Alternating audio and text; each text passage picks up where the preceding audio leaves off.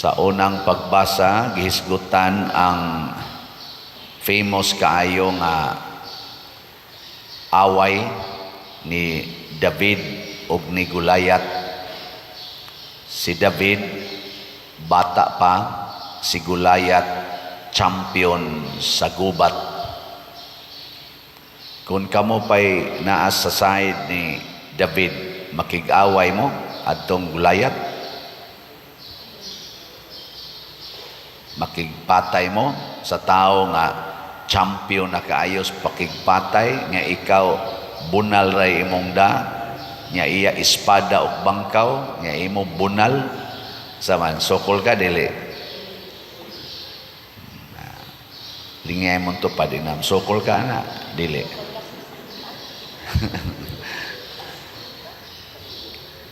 ambot og sa gubat ron sa Russia o sa Ukraine, kinsa kay David ana, kinsay Goliath.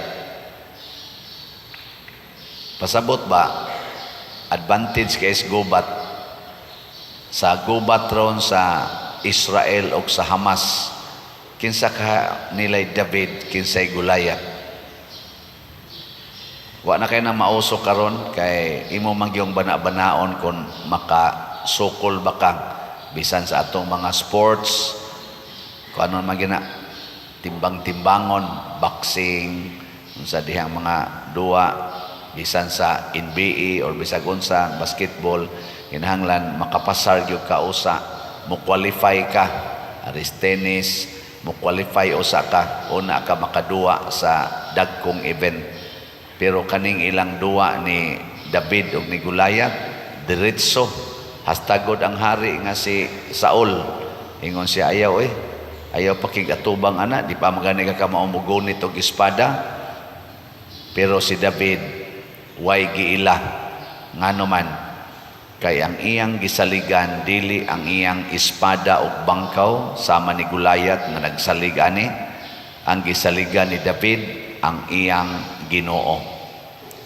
Basta mosalig ganitas Ginoo mga igsoon, way kaaway nga dili nato mabuntog.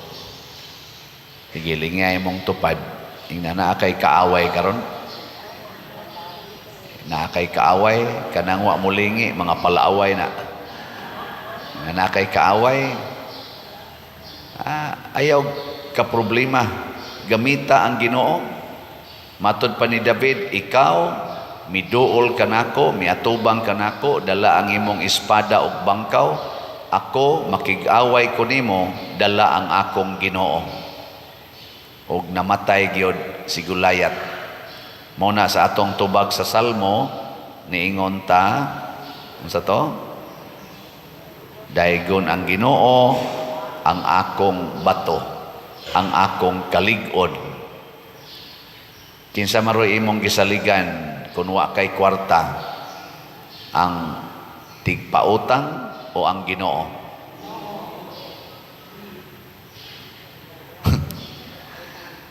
Karon daghan kay nangadtog Santo Niño, doon na jud na sila tinuod nga pagsalig sa Ginoo. Kanang tanan apil na ta dinhi nga nagmisa karon, apil na ning pari nga nagwali o kanang na nagwali ron diha Santo Niño Basilika. Sikat na kayong atong mga kuan selebrasyon. Doon na jud na sila tinuod nga pagsalig sa Ginoo. Ang Ginoo jud kay ilang bato. Ato jud kang bato ang Ginoo.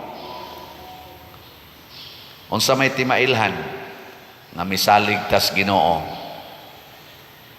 Kung unas tanan di na ka mahadlok mamatay kana mo jud nay first, ayaw kahadlok sa kamatayon. Ang tinuod nga Goliath sa atong kinabuhi mga igsoon dinis kalibutan mao kanang kahadlok. Muna si San Antonio Abad, wa siya mahadlok nga namatay og sayo ang iyang ginikanan, 18 anyos pa lang siya. Di ba kasagaran yun, moingon man din ta, di sa ko mamatay. Kamo mga ginikanan ba? Di sa ko mamatay kay di pa stable ang akong anak. Kanang 18 anyos di pa man na stable. Napagyud siya igsoong babay, nagkadungan pagyud kamatay ang iyang ginikanan. Nailo sila ba sa atong istorya? Pero unsa man oy gibuhat ni San Antonio, imbis nga iyang tigumon ang bahandi sa iyang ginikanan, kay dako-dako man to silang bahandi, iya na noong gipanghatag ang tanan ngadtos mga mas pobre pa nila. Ang una gud niyang gihatag 200 ka ektarya nga yuta nila nga purting nindutag abot, iyang gipanghatag sa ilang mga tenants. Suna nga na, kamong naay mga yuta dinhi, manghatag ka mo ngadtos mga taong way yuta. Wa man sad mo yuta mo na manghatag mo. Wow. ang gahuna-huna nga muhatag kana sa way yuta. Kita din ay perting mahala na itong pamalit aning mga yuta nga atong ihatag padong sa simbahan. Ato yun ang ihatag, ato yun ang paliton para simbahan. Oy, minus na kayo mga tao nga muhatag. So nang ganang 20, 200 ka ektarya, imong ibahin-bahin ngadtos mga nagpuyo. Porte mga itong problemaha aning atong balaod, aning carp. Siging panghatag ni mga asindero kunuha niya balik rasad ngadto nila, maruan ra manggi nato kay di gina ihatag ang yuta, magpatay man gani mga managsuon anang usalang kamitros anang yuta kay gibalhin ang utlanan. Kiniha ay wa pa maghuman hangtod karon nga matay nila ang nagkiha. Hangol kay tag yuta, hangol kay tag properties. Pero si San Antonio sa iyang kadato gihatag niya tanan. Gibinlan niya jutay ang iyang manghod kay paras kaugmaon sa iyang manghod nga babay. Pagsunod niyang simba, niingon man sad ang gospel nga iyang nabati kanang gospel ni Mateo, ayaw mo kabalaka sa ugma. Do not worry about tomorrow. Look at the birds, look at the flowers, look at the weeds. Wa sila'y kabalaka pero giatiman sila sa Ginoo. Pag uli niya sila, gihurot niya baligya tanan apil ang iyang balay ug ang halin iyang gipanghatag ngadtos labing kabos. Gihurot ginyag hatag ug ang iya dayong kaning kuan, iyang manghod, iyang gipiyal sa mga madre. Ug siya milakaw ngadto sa disyerto nga wa gyud bisan gamay aron magpuyo nga mag-inusara, magampo sa Ginoo. Nya kay gibutang masanas Ginoo sa ni San Pablo ba to kanang iyang letter to the Thessalonians, ningon siya, ang tao nga dili mo trabaho ayaw pakana. Sige siya trabaho, manual work aron siya mabuhi. Nya kay na may sobrang gamay ang iyang kinitaan sa iyang trabaho, pagbugwal sa yuta, ang sobrang gamay ihurot paginyag hatag ngadto sa iyang mga silingan aron inig kaugma wa na siya'y gisaligan. Grabe no? Hilinga imong tupad ing namusunod kang San Antonio. Muna mag-isginhawa ni mong tigo. Na sa tinud-anay kining atong pagbaligyag slat dinhi, gitudloan ta mo nga maliwat-liwat mong San Antonio. Kana bang kamao bitaw tang mo give up og kwarta nga way pagpangayog baos, gawas lang sa baos nga masuod tas Ginoo. Kana ra man gyud ang gipangayo os Ginoo. Ug ang atong dako kay kontra dinhi, ang gulayat sa atong kinabuhi, kinig yung ka-attach nato aning kwarta, ka-attach nato aning mga properties. Kana bang panghuna-huna nga ang akong yuta, ang akong kwarta, maoy mo secured sa akong future. Maunay gulayat sa atong kinabuhi. Ang tanang mga santos, apil na ni San Antonio Abad, San Francis of Assisi, San Vicente Ferrer, hasta gani si Santo Niño nga nahimong Kristo, si Mama Mary o si Saint Joseph, wa yo'y single thing in this world nga ilang giangkon nga ilang og ilang panalipdan. Gibiyaan yung tanan si Kristo hastang katapusang to siyang dugo iyang gi-give up dinhi aning kalibutana. Bisag patay na gud siya, giduslak ang iyang kilid, ning agas lang yapon ang dugo og tubig. Gihatag gyud tanan. Hubas gyud tanan. Okay. Ingna imong tupad. Gusto kang mahimong David? Sige, ingna. Na gusto ka mahimong David o Gulayat? Ang mga tao karon nangandoy mahimong Gulayat. Unsa man ang Gulayat ka na bang dako ba? Ligon mo na sigig yung padako sa balay, siging padako sa kwarta, siging padako sa negosyo. Ingka ikaw pa der, sige kag padako anang kumbinto. Sige kag panindot sa simbahan. Yes, mao ni ang atong pagbuntog ni Gulayat. Kaya ang tag-iya sa simbahan, dili Spaderciano ang simbahan sa Archdiocese sa Sugbo. Ang kumbinto, ang tag-iya na dili Paderciano. Pila na lang kabuan gikan karon 1 anis Paderciano dinhi. Di gay ko kasiguro makapuyo ba ko anang kumbintoha. Makahigda ba ko anang kwartong mga nindot nga kwartong gipanghimo nato. Gidesign ni Monsignor Ting ang kahas. Nindot ra ba kay nahigdaan? Way siguro makahigda pa ko diha. Wa sad ko mangandoy nga anha ko mohigda para na sa simbahan. Kining mga yuta nga atong gi-acquire dinhi, why single meter ana nga ihatag na ring Paderciano anha na simbahan. Kamosang namalit og slots, wa say bisag usa na lang ka usa ka tiil nga yuta nga ihatag nga ninyo anhi ni sa simbahan. Pakpakan nato ang namalit sa slots. Yes, salamat kayo. Naliwat na ta ginagmay, naliwat ta ni San Antonio, naliwat sa tang David. Si David nirisgos iyang kinabuhi alang sa kaluwasan sa mga taga-Israel nga buot ng buntugon sa mga Pilistihanon. Nagkurog na ang mga Israelita kay di sila kabuntog sa mga Pilistihanon tungod adtong Gulayat nga purting liguna. Nagkurog sila hasta ang hari nga si Saul mikurog ng luspad. Sa ato pa ng istorya miputi ang miputi ang Abil. Pero si David puwa-puwag naong bata, guwapo, sus ano gunag mapatay. Kamo namoy anak guwapo kayo. Zaman inyong panalipdan o inyong ipapatay anang buangon kayong tao. Zaman guwapo kayong anak ba? Wa maliwat ninyo. Zaman imong ipapatay o dili? Oh, moingon jud ka kaanugon anig mamatay. Pero si David wa maanugon ni sa iyang kinabuhi. Ningon siya, gigamit ko sa Ginoo og kung gamiton ko sa Ginoo ipagamit nako ang tanan. Mo na siya nagkompose anang kanta nga Psalm 23, the Lord is my shepherd, there is nothing I shall want, there is nothing I should fear. Though I walk in the valley of darkness, I fear no evil, for you are at my side. In front of my enemies, you give me repose. Sina nga na, bisag ipalibutan ko sa akong kaaway, imo kong gitagaan o kalinaw. O, di ba? Muna kanang nagsalig silang bahandi, kanang nagsalig silang kwarta, wa na'y kalinaw. Nga naman, nabuntog na silang Gulayat.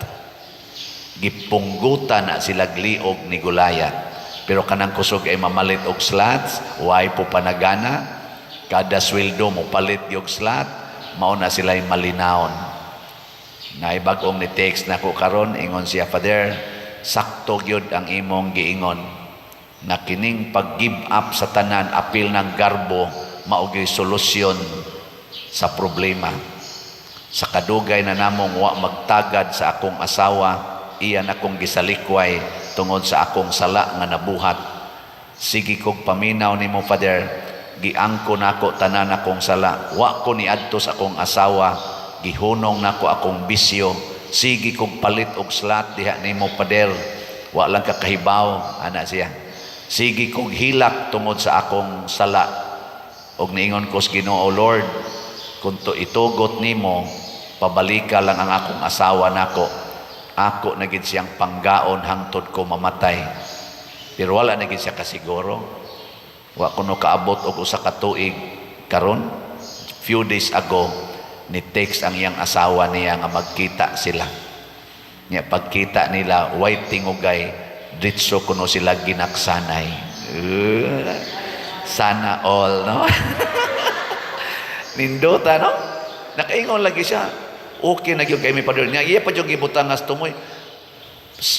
Unta Pader di na ni mausab permanente na unta ning ingon ani. Niya ako di siyang gitiksan. Ikaw ra gyud makadesisyon kung imo ba nang permanentihon o imo ba nang gubon. Balik sa imong sala, guba gid na. Pabilin nga buutan at tubangas Ginoo, magpabilin sad ang kalinaw o kalipay o kahiusan ninyong duha. Nabuntog nila ang gulayat sa garbo nila. Isip banag asawa. Pila ka buok ron atong mga managtiayon nga nagbuwag. Tungod lang anang mga problemang emosyonal, financial, usahay, social problems. No? Luoy kayo. Nabuntog ni gulayat. Salamat sa namalit na tugslats nga nakabuntog sa gulayat sa inyong kinabuhi.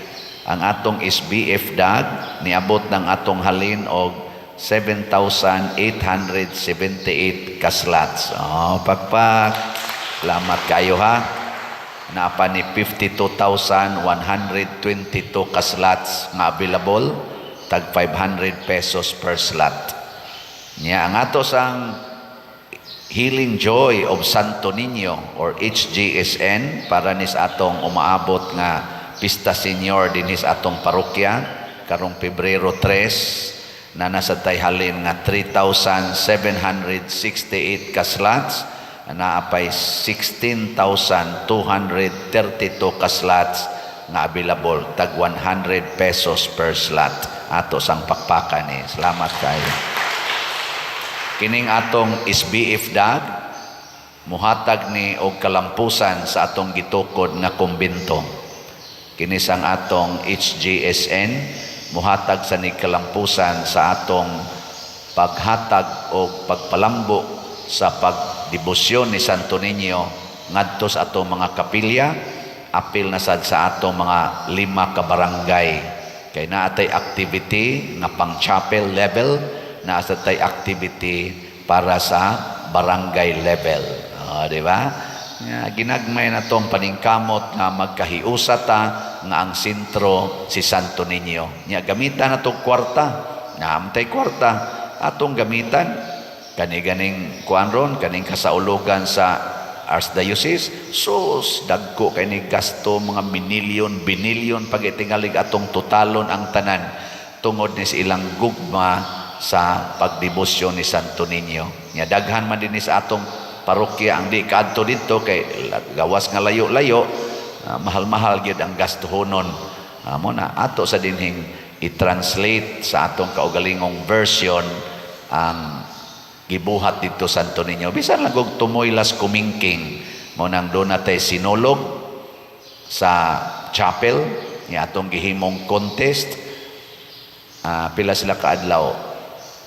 9 days nga magsigi silang sayaw dito sa ilang mga chapels. Nya kanus unsam sa itong buhaton 9 days punta nga mag motorcade. Inig motorcade nato makakita taglain-laing performances sa 37 ka kapilya. So 37 ka performances ang atong makita libot sa atong parokya kada gabi. Di ba exciting? Kamong mukuyog sa motorcade makakita mo og 37 more or less ka performances sa sinulog kada gabi for 9 days. Wa man nabuhata dito sa atong basilika ato sa nang version dinhi. No mura mamugwa malipay. Ano ba? Nya inig ka February 3 inig pista na ay street dancing nga mag-contest ang 5 ka barangay 5 ka contingents, parokya raman sa ning ato, 5 lang usa ka contingents, ana, magkuan sila, ani sa atong prosesyonan, mag street dancing, o niya, naasad sila dihay showdown. Di ba? Nagtangag kini og gagmayng mga premyo. Gagmay lang ba? Ana, no? Ang first prize nato sa chapel kay pila to? 30,000. Nya ang diri sa ato sa barangay, ginagmay lang gud 50,000 lang. Di ba? Mo na si ato mga ginagmayng prizes.